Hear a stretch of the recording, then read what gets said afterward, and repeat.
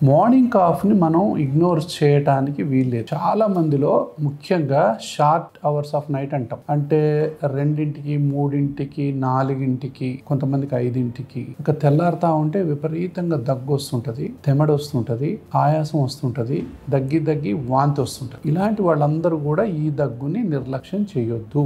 ఎవరికైతే డస్ట్ పడదో, వాతావరణం పడదో, ఏదైనా తింటే పడదు, ఏదైనా తాగితే పడదు, ఏదైనా వాతావరణం పడదు, ఇలాంటి వాళ్ళందరికీ కూడా ఈ కాఫ్ వస్తుంది అంటే వాళ్ళల్లో ఆస్తమా అనేది మొదలైనట్టే లెక్క. కాబట్టి దగ్గుతో పాటు తెమడ రావటం, దాని తర్వాత దగ్గి ఆయాస పడిపోవటం ఇలాంటివి. అది పిల్లల్లో ఉన్నా, పెద్దల్లో ఉన్నా, ఎవరిలో ఉన్నా మార్నింగ్ కాఫ్ వస్తుంది అంటే నిర్లక్ష్యం చేయకండి.